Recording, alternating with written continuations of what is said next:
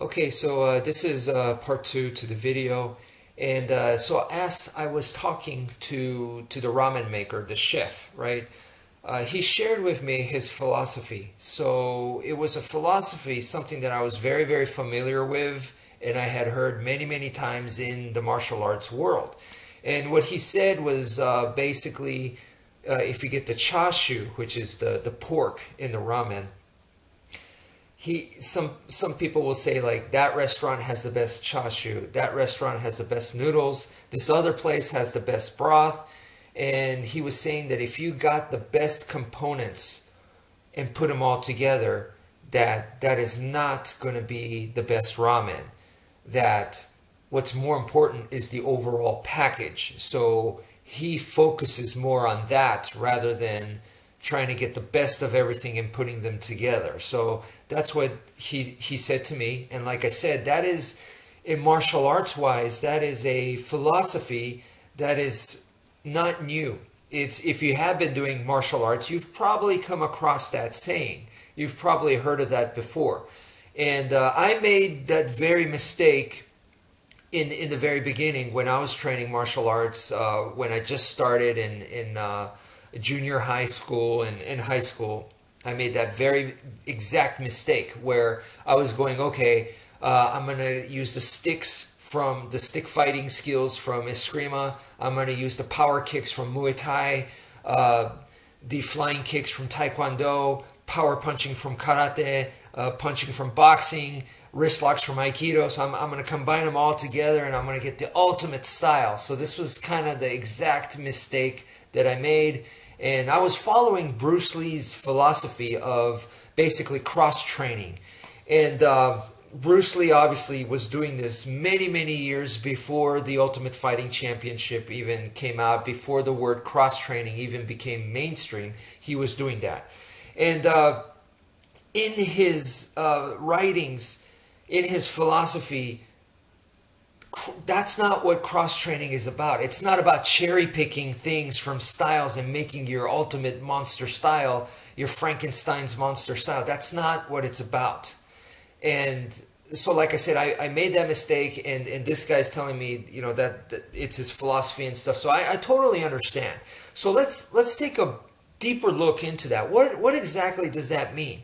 And you could just think of like examples like I guess like a music group, right? A rock band or something. You get the best guitarist, the best drummer, the best singer, put them all together. Are they going to make the best music? And the answer is probably not, right? And there's many, many reasons for it. And the bottom line is, what is this about?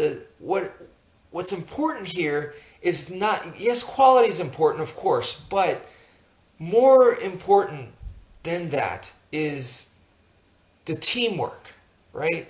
They have to harmonize, because that's also how bands split up eventually, where one person starts thinking they're better than everybody else, or whatever. If they lose that harmony, you lose the band. Everything crumbles, right? So the teamwork needs to be there. You have to at least respect everybody's abilities.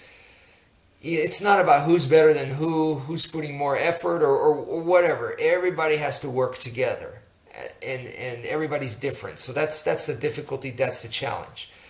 But a band with good teamwork will top another band where you got certain players that are unbelievable skill.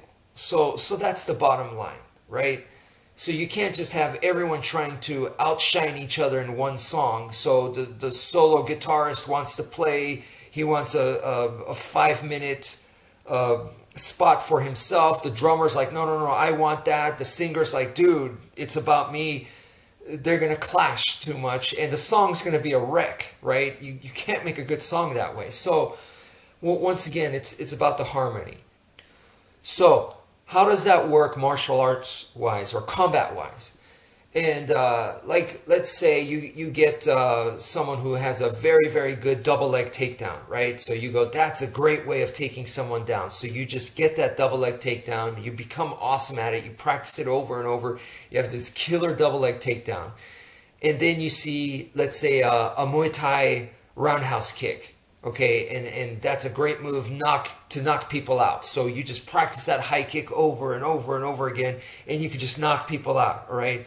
So you put the two together and you go, okay, so now if we're standing, I can knock people out, and if I need to take them to the ground, I got this awesome double leg takedown, so I'm good. Are you really?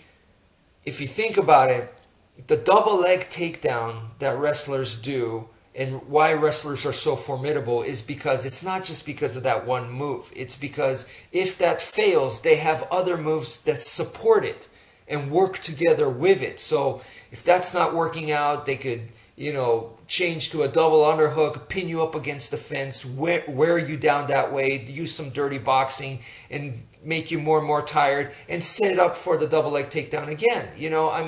So you got the whole strategy there. It's not just the one move. Same with the high kick.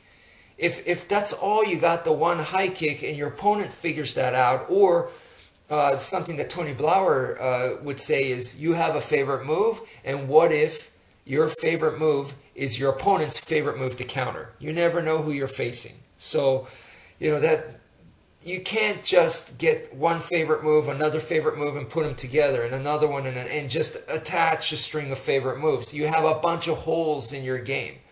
It's all about how you weave it together. It has to be a symphony. So same with this guy's ramen. His ramen is a symphony of how it all works and comes together. And that's the same with your martial arts plan. Is that how do you make it all work together? Not every move needs to be the A quality, A grade, super spectacular. There's some other stuff that's just there to support it and make it work out. So just wanted to share that with you guys. Thank you for listening, and take care, folks.